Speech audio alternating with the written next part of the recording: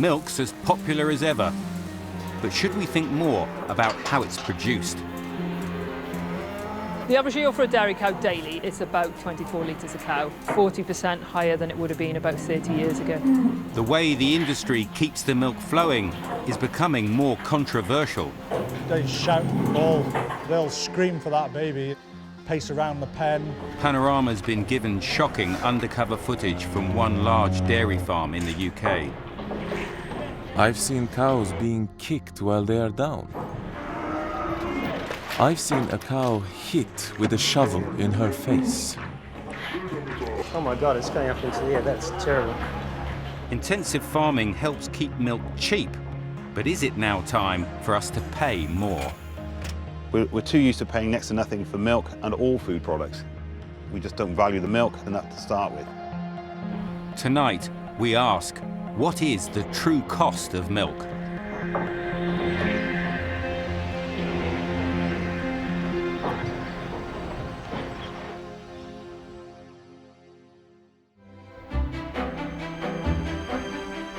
The dairy industry produces 15 billion litres of milk annually, worth £9.2 billion to the economy. But there are growing concerns about the welfare of some of the UK's 1.9 million dairy cows. Last year, the campaigning charity Animal Equality sent an investigator to work undercover on a large dairy farm in Wales. They've shared their footage with Panorama. Some of it is hard to watch.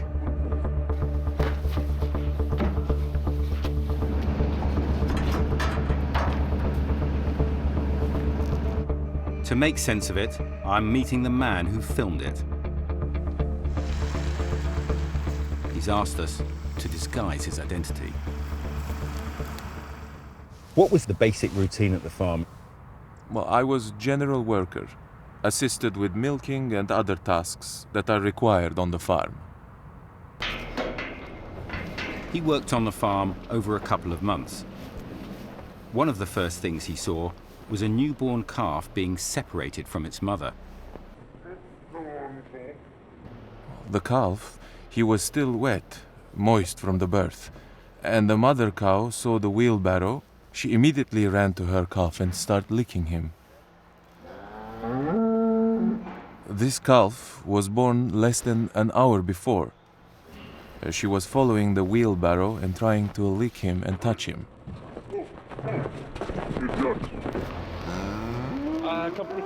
In order to produce milk, our dairy cow have to produce a calf every year.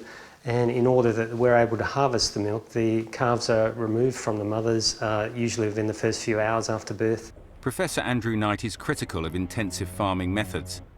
He believes that separating the calves from their mothers causes trauma. The bond between a calf and the mother is a very strong bond, and it's very stressful for both the calf and for the mother for the calf to be removed. Watching the calves being quickly separated from their mothers, it's easy to see how you can have an emotional response. But it's a fundamental part of mass milk production and happens on nearly every dairy farm in the UK.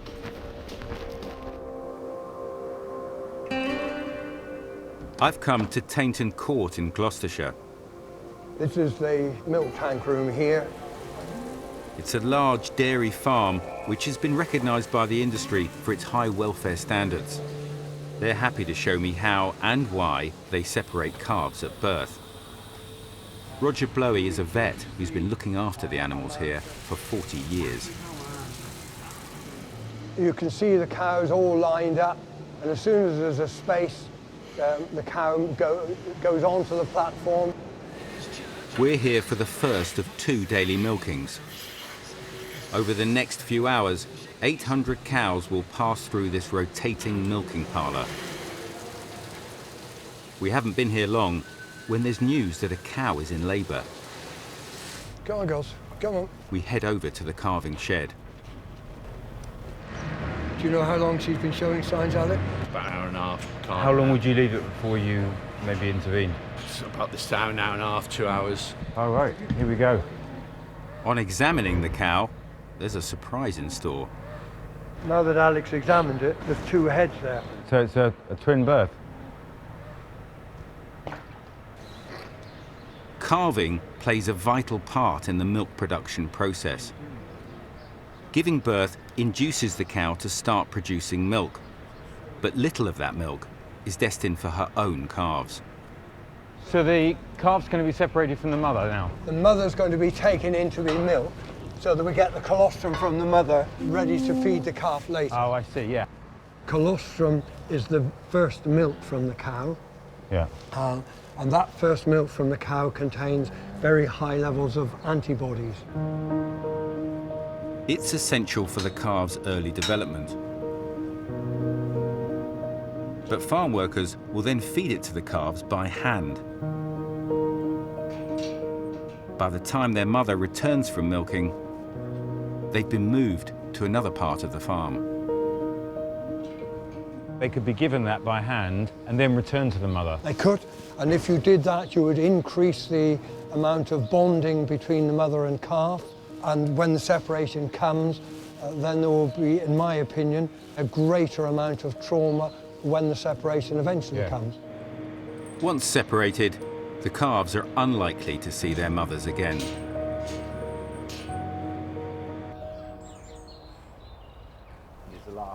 James Griffiths has run this farm for 30 years.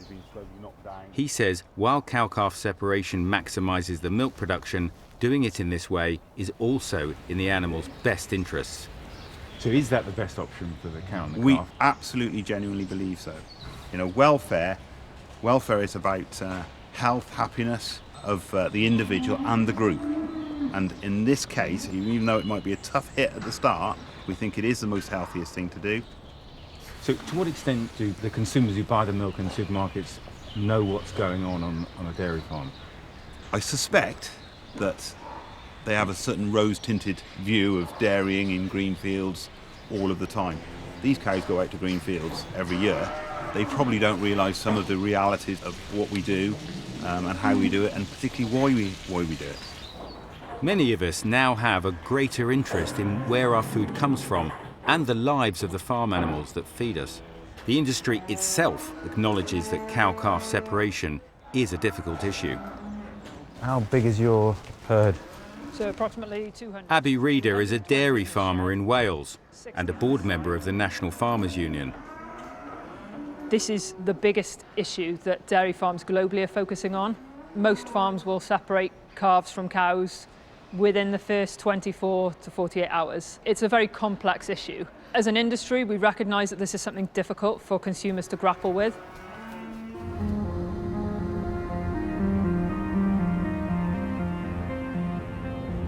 It's 5:30 in the morning and I'm in southwest Scotland and I'm here to visit a dairy farm where they believe that cows deserve a rather less stressful existence.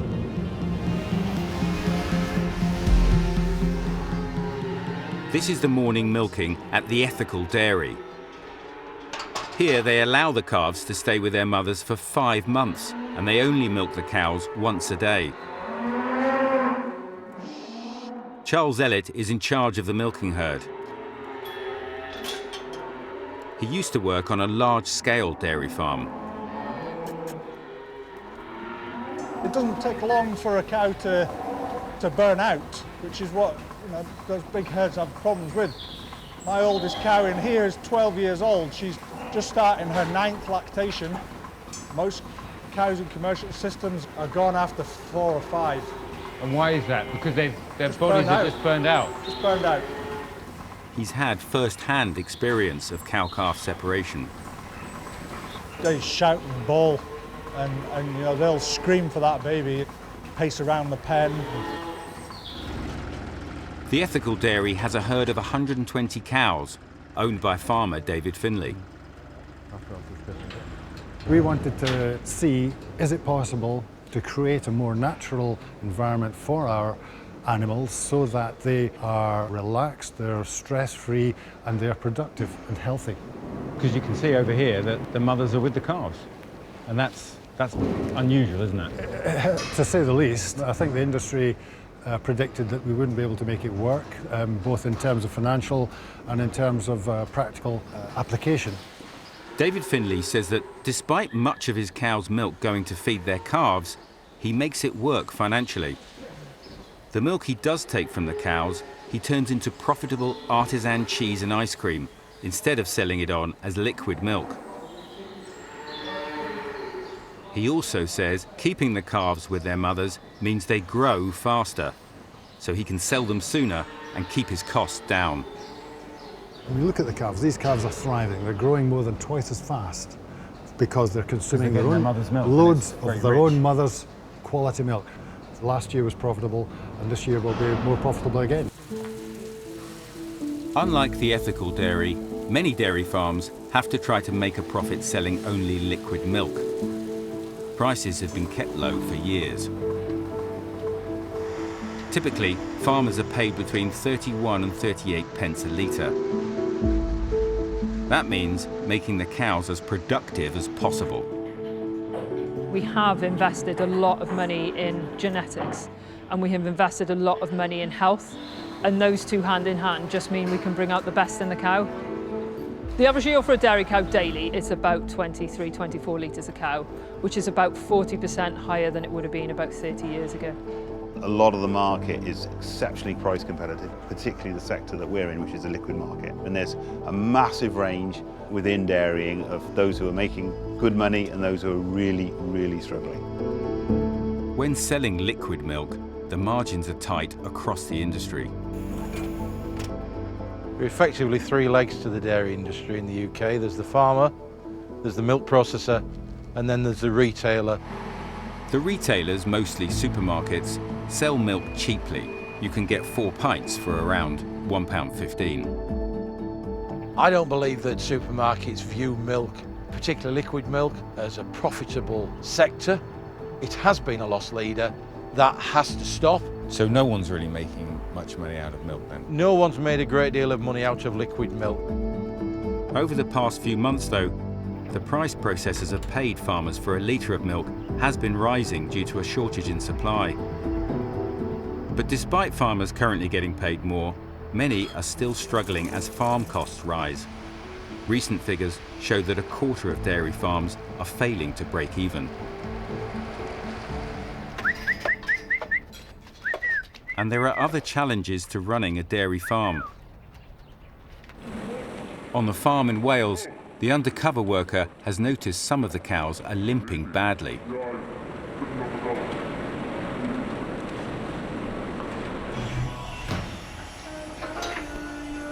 What is this? Ulcer. Ulcer? Yeah. It was explained to me that the major cause is the huge stress that their body is going through because of the high milk production. Food problems are very common with dairy cows. It's the same problems like beef cattle have, or no, beef cows don't have many problems with dairy cows. Why dairy cows have so many problems? Because they're under more stress. We expect more out of them. I see these animals being bred every year to produce ever more milk, which is putting their bodies under strain. They get higher rates of lameness. It's already 30% amongst British dairy cattle, and it's a very painful condition in the later stages. I showed the footage to vet Roger Blowy, who I met on the farm in Gloucestershire. It would be unusual to find a dairy herd without any lameness, like common cold in man. The two factors that probably most affect lameness in cattle is, first of all, calving, and secondly, the amount of standing. Being milked frequently means that they have to spend a lot of time on concrete. A dairy cow that's giving a lot of milk probably has to spend 6 or 8 hours a day standing to feed. On the Welsh farm, things were taking a darker turn. The undercover worker sees shovels and other implements used on cows.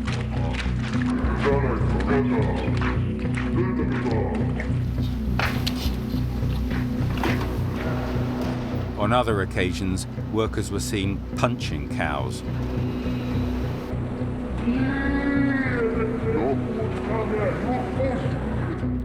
and even putting the boot in. I can say that I've seen horrible things. The video did not cover it all, absolutely. I missed many events that I would be happy to capture. Sometimes dairy cows lose their footing and can't get up. When this happens, there's a race against time to get them back on their feet before they suffer permanent nerve damage.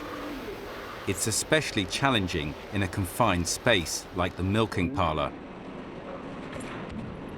Instead of letting her calm down, maybe try to pull her in a gentle way, the first reaction was to kick her forcefully in the flank, in the stomach.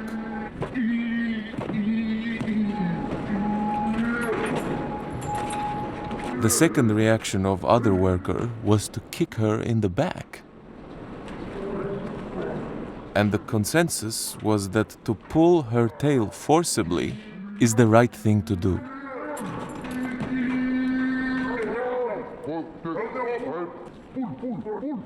The kicking only stopped once the cow was finally freed.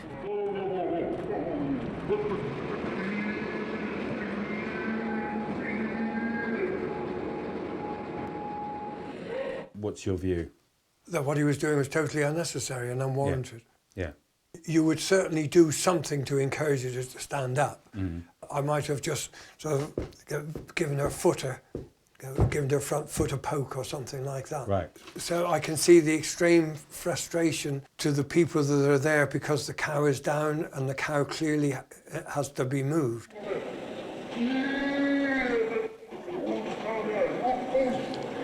They're kicking that cow pretty hard at the moment. It's abuse, it's inhumane. This should not be occurring. Other methods were also used for dealing with downed cows. A hip hoist can be used on farms to help cows regain their footing. Correct procedure is that the hip hoist is applied to the hip bones gently, carefully and with skill and with a light touch. When the workers had to move a stricken cow to an area where there was straw underfoot to help keep her upright, this light touch seemed to be absent.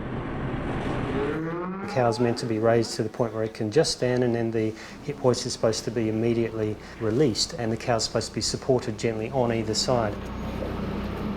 The cow was struggling to balance herself.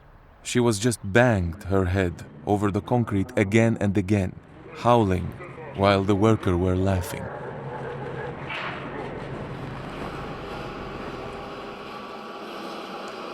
This poor cow's having its face dragged along the concrete. Oh my God, it's going up into the air. That's terrible.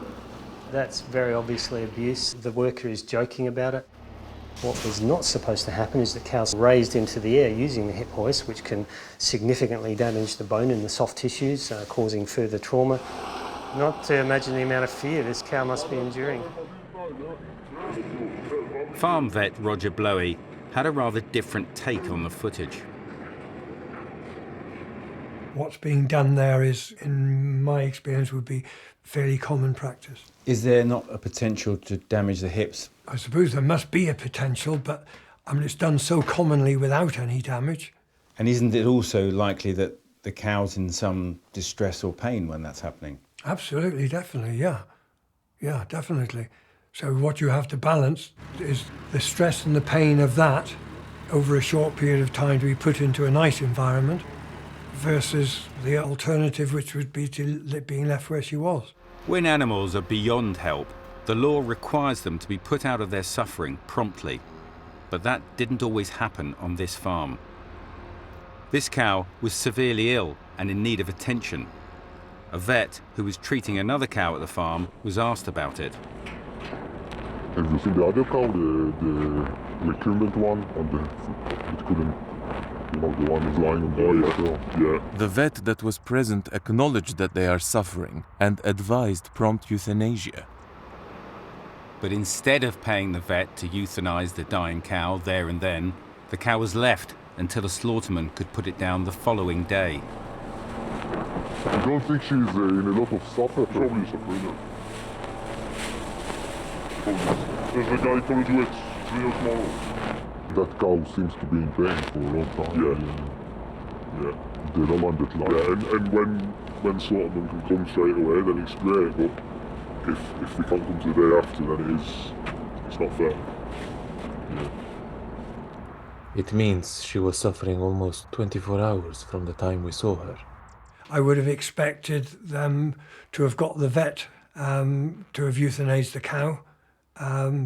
But even more surprising, I would have expected there would be somebody on farm who was capable of doing that sort of thing, so as soon as reasonably possible.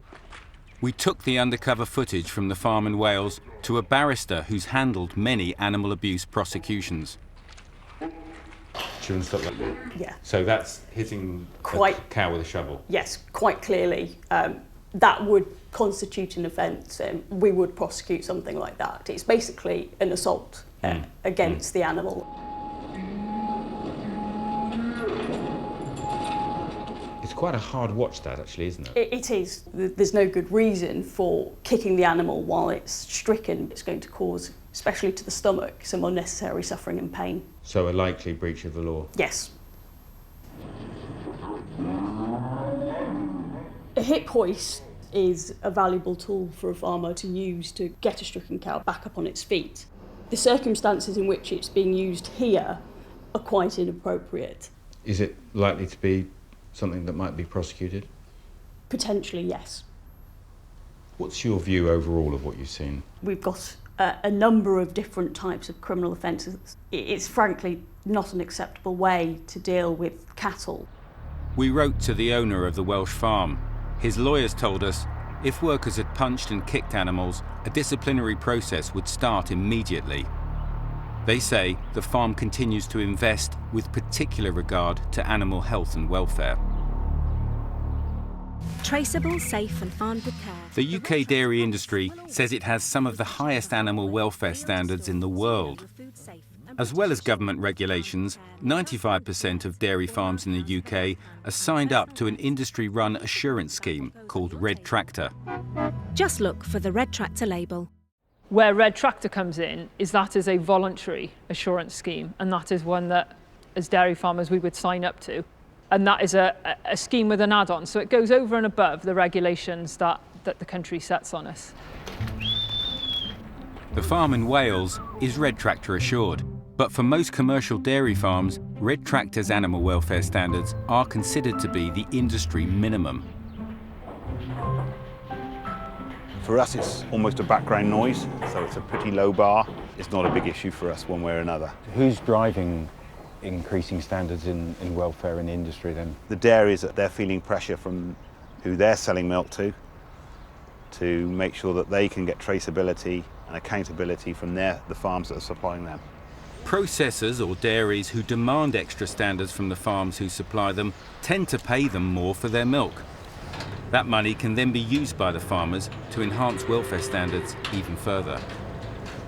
Farms that are receiving a better price have got a much better opportunity to progress quicker in terms of meeting their aspirational animal health and welfare targets. Even just one extra penny on a litre will enable a farmer to upgrade or take advantage of new technology that's out there to make sure that the cows are getting the best care that they can.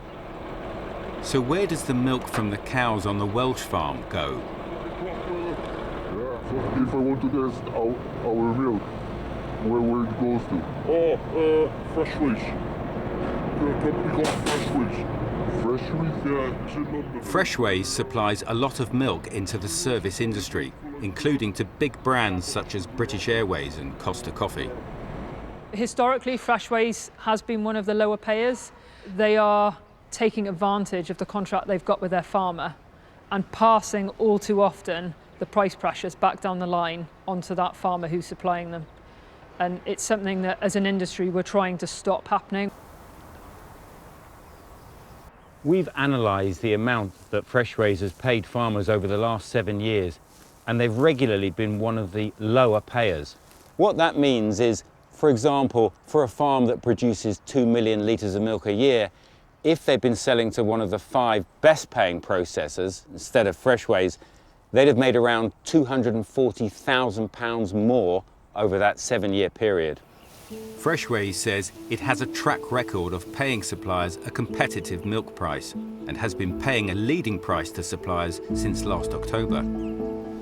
It says Red Tractor aligns with its own expectations of welfare standards.